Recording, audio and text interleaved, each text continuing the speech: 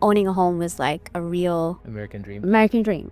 The white picket fence, kind of like. Then we moved into a small apartment. So it was an attic, small attic, stuffed in an attic, and it was very small. Over time, the neighborhood just, changed. Okay. It didn't become a place where we felt good going outside. And she came to our home one night. First time she came is when we signed contracts. And Oh, I see. So right away. Okay. right away, and I didn't know. What was the priority when you were selling your home or your family's home? Besides just the highest price, like what was important for you to work through with? What was the most stressful part of this entire process, the sale and the purchase?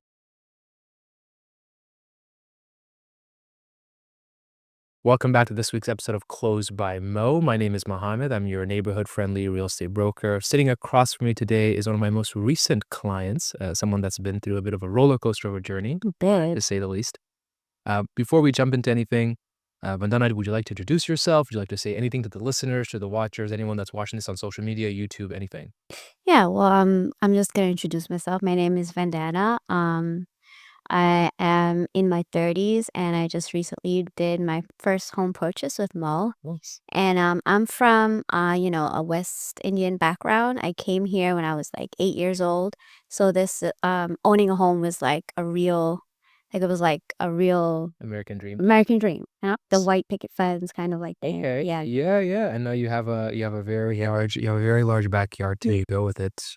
We're gonna jump into the questions here because I know I helped your parents with their sale and then you with your purchase. Can you tell me a little bit more about the background with your parents' home in Jamaica? What sort of led your family to want to sell it? Where did I sort of come into the picture? What was going on before you and your family met me? So, like I said, we came here when I was about 8 years old, and we moved into a small apartment. That was a 3-room apartment Okay. for my mom and my dad and my 3 brothers. Oh wow. Is this Jamaica too? This was in Richmond Hill. Okay, gotcha. So it was an attic, small attic apartment. Yeah, stuffed in an attic, and it was very small. Was this in like a house or like an apartment? In a house. Oh. Yeah. So we were there for a while, and it was the only thing that we knew. Okay. And so my parents, I guess they had saved up enough, and they went house hunting, and I do remember looking at a few houses. Okay. And this one in particular, I think it just got us because it was so big. It had the spacious backyard, Yep. had big rooms, and compared to what we were living in, Sure. Like 3 rooms, yeah. yeah, it was a palace. Yeah, Yeah. absolutely. So we ended up going with that house in Jamaica. Okay. And it was great because everything was close by. Our work was like 10 minutes away. And for my mom and dad, schooling was right there for us. And we did live there for a little bit, maybe like 13 years. Okay. And over time, the neighborhood just, Changed. changed. Okay.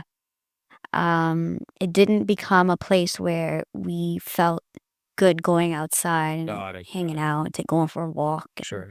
And now I have a son. Yeah. So I don't feel good taking him outside because of the environment, and I really don't care for the schooling around there too much. So all of these things came into factor when we began thinking about selling the home. Sure. Yeah. It's so unique. One thing I'm sort of realizing as you're saying this is your parents probably thought about the same thing when, you were there and then your younger brothers as well. Maybe when you guys were kids, they were probably thinking about the same thing and saying, hey, you know what, we can't be in this attic anymore. We have to like go and find a house. And Right. here you are like 30 plus years later, sort of experiencing the same thing, but with your son. Yeah. Can you tell me then a little bit more about then, because I know I had entered the picture after you had a disagreement or fallout with the previous broker that you or your parents had hired. Can you talk to me a little bit more about what that experience was like with the previous broker? And the reason I asked that, again, part of my business philosophy is never to really throw shade at anyone. I'm sure whatever happens, happens. But the reason I ask that is because you yourself as a first generation, immigrant and someone, with your family background that like they saved a lot of money to buy the house, that some of the things you told me were really concerning. And I realize a lot of that probably had to do with there being like a generational gap in knowledge, maybe. So can you talk to me a little bit about what your previous experience was like with that broker? And if you could frame it from the perspective of the person who's watching or listening to this, who might be in the exact same shoes and who might not know any better. So can you talk about it from that perspective? Sure, sure. So coming from someone else outside of my shoes, I don't know anything about selling a home. Sure. And neither did my parents because they've never been through that process. They only went, home hunting and purchasing a home a number of years ago, and that process is so different now. Yeah. So as far as selling a home, my dad, I really don't know where he got this realtor from. Okay. She just came in. She came to our home one night, and this was after we had settled. Okay, we're gonna sell the home. She came into the home one night. She was very excited, very enthusiastic, and so was I. I was eating off of her energy. Sure. And she came in and she was laying things out, and I kept, as she was talking about things, I kept looking for reassurance in every little thing that she was saying. She was describing, okay, yes, we're gonna do X, Y, and Z, and I was like, well, yeah, I need to know about this when this happens, and I need to know from you what to do when this happens, and she did a pretty good job coming to the home and speaking to all of us as one and laying things out. And actually that first time she came is when we signed contracts. And Oh, I see. So right away. Okay. right away. And I didn't know, like, not knowing again, I didn't know if I should have done that, or not knowing, I didn't know if I should look things up or look her up, or you know I just didn't know. So do look things up. But Do the due diligence, I guess, yes. One of the things I've come across a lot is people sometimes get uncomfortable. They're like, "Oh, I don't know if I should even be asking this question, or should I be shopping around? Should I go talk to different people? Should I even be telling this person that I'm talking to different people?" Yeah, man. I mean, I told you the same thing. I told your parents the same thing. I'm like, you speak to me, like, go talk to other people. Yeah. Get a sense of what's out there, so you have the information yourself, so you feel comfortable that you did at least your own homework, your due diligence. Yeah, and then comparing the two experiences, our first conversation with you let us sit with it. You explained everything, and you made it our decision. Okay, you decide, like, if everything sounds okay, talk it over, and then we'll discuss. Yeah, yeah, absolutely. So we had time. With her, it was just, everything was just, let's do this now. Yeah. Let's do it now. Let's jump in. She described, it was just her. One of the big things that stood out to me was it was just her. Um, and she was explaining, like, everything, and who she was representing as Sure. some realtor, and then she never mentioned another person. Gotcha. But then later in the game, you know, another person came in, and then I didn't know who this person was. I thought it was just somebody under her, or like her partner. But then come to find out that it was somebody she was working with, and then that we would have to kind of Split the commission with? yeah. Oh, so this was like, wait, so just so I understand as well, this was like another broker that said that they were from the same office or from a different office, or? No, she said that they were working together. Like, he would often come and Sure. show the house. Yes. But we did not understand that that was the agreement. So apparently that we had that signing that night, but I didn't know that I was signing that. I didn't know that I would be working with two brokers. Gotcha, gotcha. Yeah. Yeah, and that's important to know. That That's like, it's like, hey, if I'm spending like a couple hours talking to you, and then all of a sudden I see some other random face that's like, oh, hey, you hired me. I'm like, no, I didn't. I have no idea who you are. Especially when it wasn't described Yeah, that yeah. way. And it was only her. It was not her partner that came. It was only her. So I was under the impression that it was just one One broker. that I was working with. Sure, sure. So, that was a big, big, big red flag. Big red flag, right? I can imagine. Yeah. And then throughout the rest of the course, it was just, things were left very unexplained. I did not, one of the first things I told you, I kept asking for that reassurance. I want to know The timeline and everything. yeah, Yeah, and the fees. a Yeah. clear step by step. Sure. Um, because again, I don't know any better. I don't know when or what things I have to do. Um, and things were very unexplained. I often felt like I didn't know where I was in the process. Mm, I didn't know what I should be doing. got it. Um, we had multiple offers, and she sometimes she would call us and let us know. Mhm. Um, that someone wants to see the house right away and they're good and they're really interested. However, she didn't see if they were Pre-approved or exactly. And then we ended up doing that one time. We ended up scrambling to get ourselves out and get the house in nice condition, and come to find out, we did all of that when the person wasn't even pre-approved. wasn't even a pre-approved. Yeah, that's really frustrating. I'm very sorry you guys had to go through that experience. It's you know, it, I think it's one of those hallmark indicators of an agent or a broker maybe isn't as thorough or diligent as they should be. And I think for me, like one of the things that I try and do with most of my clients, with actually all my clients, is try and explain like, hey, here's where we're at.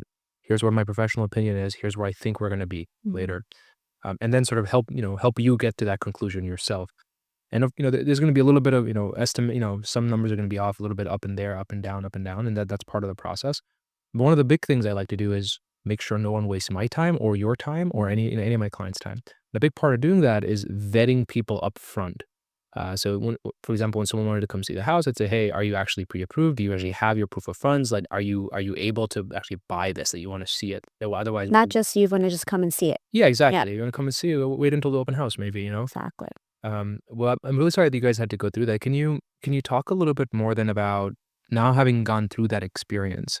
What questions should someone be asking their broker if they were in your shoes? If you were in, if you could rewind this 6 to 9 months ago, Mm. knowing what you know now, what questions would you have asked that person when she came to meet you and the family? How many brokers am I actually working with? Gotcha. Um, how how will the process work? Mhm. Like a time frame. I know when we started speaking to you, you gave us a time frame right away. Um, with the sale and the And the purchase. subsequent purchase, yeah. Yes. So with her, like I said, I was often in limbo of, Mhm. oh, I don't know where we are right now. Sure. So I would ask, um, is there a specific way that you work where you can be able to show me step by Mhm. step what we would need to have done by this day, by this month, by that? Um, it could be anything like paperwork Sure. wise, information that we need to give them, Mhm. stuff like that. So a specific timeline. Um, I know that you did the spreadsheet, Mhm. so that was great too. If there was something like a number estimation Mm. where we could see what we're working with Yep. Yep. to look to know our budget, to know what we're getting back. Yep. Um, so that was another thing that I would ask for. Gotcha. Mm. There was, I remember having an interesting conversation with you and your parents, like in your dining room. And I was sort of asking him, like, we were going back and forth. We're like, hey, here's my contract, here's my commission, here's what's going on. I was like, and I just asked you, like, how much are you guys paying the other brokers? And your dad was like, well, yeah, here's a number. And then she said, if it goes to contract, there's another number, or there's other fees or stuff like that. And I was like, well, that's weird. I've never actually heard that before. Okay. Can you explain, if you remember, like, what was that actually like? Like, because it's very peculiar for a broker to charge more money when we get to contract or anything like that. So can you talk to me about that? Yeah, so there's so many things that she Mhm. said. So at first it was 5%, Gotcha. which later I found out, which is extreme from Joe. Yeah. I found out that they were guiding me from done, Sure. and I found out that was really high for one person. Yeah. And then I found out, oh, it's actually two brokers that I'm working with, Oh. and that I'm splitting it because I kind of asked her, why is this so high? And Mhm. then she in turn told me, Got it. well, it's actually two of us. I think it's fair that it's split. Yeah. 2.5, 2.5. And I was like, oh yeah, I do think that's fair if I knew about it, Sure. you know? Sure. Um, and then that whole quarry, that was the first kind of Mhm. confrontation. And then she spoke to my dad, and I guess they had a conversation, and that conversation went like, okay, well, we can lower The fee, the fee. broker's If fee. you feel comfortable with just one person, working with one person, we can lower it. Um, and by that time, it was getting to the end of the contract time. Sure. And then, when we were talking about renewing, I was like, sure, I would renew it if we could work on what you said, what you spoke about with my dad, with lowering Fee. the Yeah. fee. Then she's like, oh, well, I never said that it would be the same fee. Uh, So it was kind of like up and down. Like first we can lower it, no, it's not. Then it's gonna stay to 5, and so we just decided we didn't want to work with them anymore. Gotcha. Gotcha. Yeah, and that's sort of where I came in and was sort of just started explaining things about, like, hey, The right way, yeah. here's what I think we should be doing. and I tell people this all the time, you don't want to work with someone that's like not giving you the answers that you would want. At least for me, even when I'm working with someone that I know I'm just not going to be able to take on as a client, I at least give them the information that they need, or like, hey, you're not going to like me saying this, but here's what you need to know, right? Can you talk to me then a little bit more about what was the priority when you were selling your home or your family's home, besides just the highest price? Like, what was important for you to work through with the buyers? And I guess what I'm trying to ask is, what was what were major things that you wanted to make sure you had figured out with your broker or the buyer, whatever it was, when it came to selling the actual home, not the purchase yet? In terms of selling the home, I wanted to make sure that for myself, because I know my parents, like I'll relay information to them. I wanted to make sure I knew what I was doing. Sure. Um, in far of numbers, I know, yes, you talked about the price, but I just wanted, even if it was a lower price, I just wanted to know Hmm. so I can calculate it because we did have The we purchase. had a purchase. Yeah. So that was really important. My sale was really important for the purchase. So that was something I prioritized, knowing the numbers, just knowing the numbers. Um, and before meeting you, I had said that, I needed somebody that knew what they were doing and would explain to me step by step what I needed to know. Yep. And I don't know if I mentioned to you, we did work with another realtor Oh, for a brief. like right after the Yeah, first one? Okay. very briefly, recommended by Joe, very briefly. And I guess my dad and he was very young and Mm. like all over the Okay. place. Yeah, Yeah. sure, sure, I understand. And he just came in like at a real low number. And my dad didn't like that. Well, like a price? Yeah. Oh, Right out can I ask how much it was? the bat. It was like 6, I think. Yeah. Oh, maybe he was just looking at, because I remember with so just sort of context for listeners and viewers, the sale of the property sat on a double lot. Yeah. So you didn't just have the house and the land, you also have the adjoining land. So I remember when I broke down the numbers, I said, hey, this is how much it would technically be worth, but because you have this double lot, you have to combine these values together. So maybe that guy was just looking at that Looking at one, which I mean, young and inexperienced perhaps. I have no idea, but my dad did not like that. So he was out. Is like, no. Yeah, he was out. And then, we ran into you. Okay, So cool. yeah. Well, hey, I mean, I'm glad things worked out for the best. Yeah. But just goes to show people, it's okay to cycle through a couple of different brokers. It's okay to like That talk to different people, get a good sense of what's out there in the market, what's normal, what's not normal. Can you talk to me about the purchase then? The reason I ask this is because I see a lot of people actually moving from Queens, Brooklyn into Long Island, into Nassau County. First question is why? Why that? Why not maybe buy something else in Queens? And also, what was sort of the most important part of that, the search process for the purchase? What did that look like for you? well, so the most important part was, as I said, I mentioned that I have a young son. So, to get out of that neighborhood, that was my number one priority. Yeah. We could have moved somewhere else in Queens, but I did want space. I wanted a more kind of bang for my buck. Sure. So the same price point in Long Island, I could have gotten in Queens, but it would have been a lot smaller. Or probably like an attached to Yeah, a small brick. I'm not Yeah. definitely not looking for that again. So I wanted that space. I wanted an area where we can drive and there be parking, Mm. not so crowded. Yep. We're 10 minutes away from the beach Yeah. and water is a big part of our life. Yeah.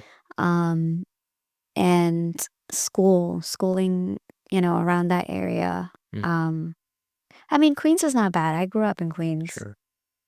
It's just, I just wanted something different for him. Wanted some more space. Yeah, no, that makes a lot of sense. I mean, it's weird because I hear that sentiment quite a lot. Like a lot of people will grow up in Queens and Yeah. they're like, you know what, I don't see myself owning a house here, because after a while as well, you sort of just get fed up with things. Yeah, that's what I feel like.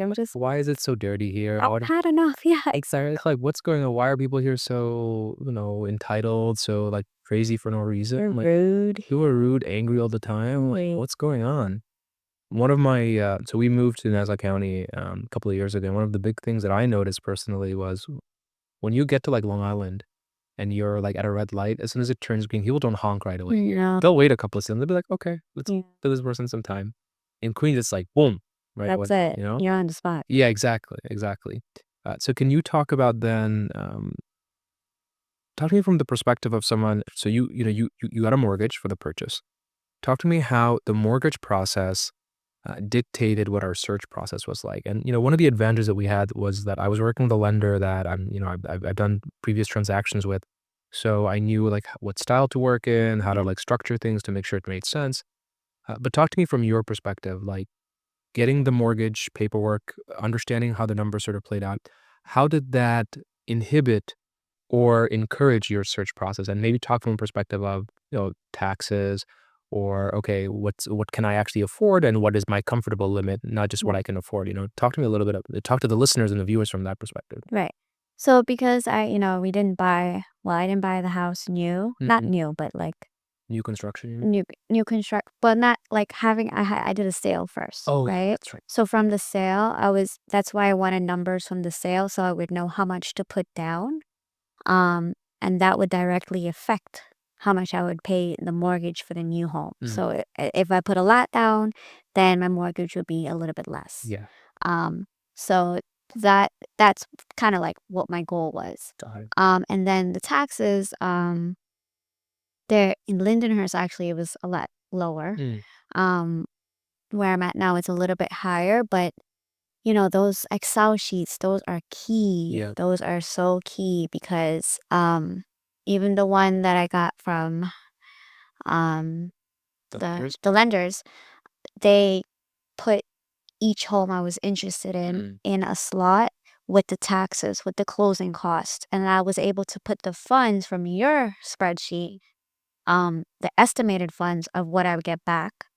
Um, I would put that into the other spreadsheet and see how much I could put down. So it'll oh, I give see. me like a direct hit on like if I was 3K, if Mm, I was 25K in mortgage. got it. And it depended on me, like if how much I wanted to put down, And that's why the Excel sheets are like key to me. Got And it. it was just very clear. Like with this home, I have to put this much down. I'll be paying this much mortgage. Yep, yep. With the taxes. Yeah. No, I completely agree. So it's one of those things I've come to realize that oftentimes people will have a misconception about something. Even if I know the answer because I do this day in and day out, one thing I realized is folks might not understand it the same way unless like you actually show them like, hey, here's what it actually looks in front of you. And if you recall too, I mean, I try to do the same thing with all my clients when it comes to the purchase. When we first started, I was like, hey, we're just going to go look at homes just to see what's out there, just to see what our budget sort of gets us in this price point and that price point. So at least we know that as soon as we walk into some place that, hey, if the numbers make sense in the mortgage perspective and we like the area and we like this, let's go ahead and do it. The Lindenhurst one, by the way, the taxes were lower, but from what I recall, that was because they were basing it off of the old property. So they regutted everything, they remodeled everything. So as soon as you would have closed on that, there would have been a new assessment Tax and the assessment. tax would have gone up. Not saying it would have gone up crazy amount, but there would have been an assessment in place. Um, but that's definitely good to know, I guess. So, like for you, it was like, hey, I just need to know where the numbers are. And I think a lot of people, like a lot of millennials like us, like that's how we operate. Yeah. We're just like, hey, can you just show us? Like, Show. we're not our parents. This isn't 30 years ago. Like we have the information available to us, but we want to see before we See. make a decision. Yeah. Go ahead. You're gonna And say. yeah, so I am a second grade teacher. So my kids, I teach in an ICT. So what that means is one set of the students they have special needs, and another set they're they don't have any learning disabilities. So what I have to do is make sure I provide different learning paths, and what some of that is visuals. Like if I'm putting a problem of like let's say 6 plus 2, they need to see that 6, Mm, they need to see that 2, mm. right? So that's kind of like what new home new buyers, I think that they would need They like benefit those the visuals. visual look. Yeah, Right? and I would I'm think that interested. that would help them a lot. No, absolutely. I definitely couldn't agree more with you. But it makes the conversation so much easier too. So as a broker, whoever's watching this, if you're a new broker or if you're just starting in the industry, put yourself out there and put all the information out there. At the end of the day, I am the expert technically, but I cannot force anyone to get to a conclusion that they don't want to get to, Mm. right? And part of my responsibility is to try and give as much sunlight as possible, whether that's calculating your net walkaway dollars from the sale, whether that's sitting down and sort of going through all the different mortgage options with you even before we start to go look at some homes. That will not just help your client get to the conclusion, but it'll help your client build trust with you because you are like you're looking out for them, right? You're like, hey, this is where the numbers are. What do you think about this? Can you talk to me then about what was the most stressful part of this entire process, the sale and the purchase? I have an answer. It's not a lot of nice words, but I know. I mean, I have my answer, but I'd like to hear from you. So the sale was definitely the buyers Mm-hmm. that we had. I felt like they dragged their feet a lot in this process, and they just picked things out for really silly reasons, Mm-hmm. and it was very annoying. Yeah. Um, We're still dealing with it. yeah, So for in case folks haven't, depending on when you guys are watching this, we closed on Vandana's sale and purchase about a week and a half, 2 weeks ago, and the buyers are still holding our escrow deposit for the post possession.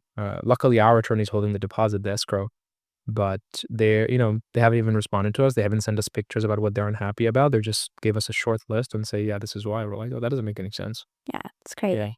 Still dealing with it. Yeah, and just putting it out there, whoever's watching it, if these are the things that really come into play. So, for example, for done for you, like when we sat down, we went through all the offers, right? I told you, hey, here's the numbers, here's the lender, here's the attorney, here's what I like, here's what I dislike, all this fun stuff. So the next time I'm sitting with a client, and then this agent brings the same type of lender and the same type of attorney, I'm gonna tell my clients, hey, I did not have a great experience working with this lender and this attorney.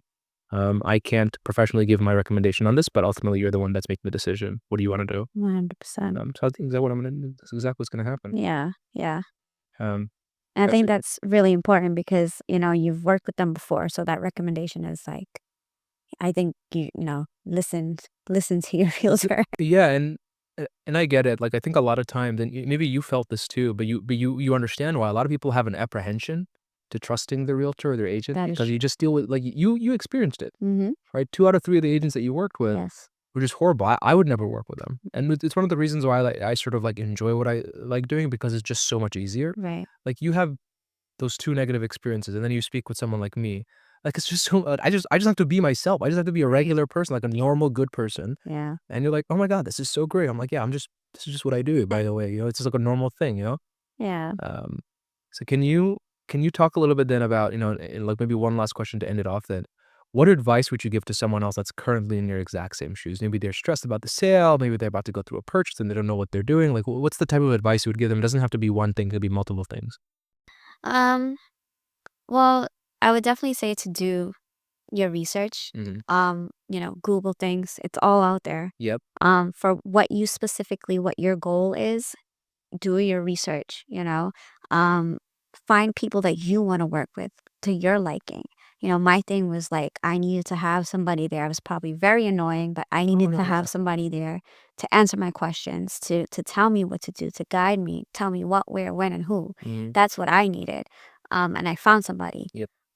So I would, if somebody was in my shoes, I would definitely recommend doing that research, getting to know people, different people, tell people, Mhm. you're not just thinking about working with them, but kind of do like an interview with Yeah, other absolutely, people. absolutely. Um, and then, when you find somebody that you want to work with, still do your research. Mhm. Don't stop there.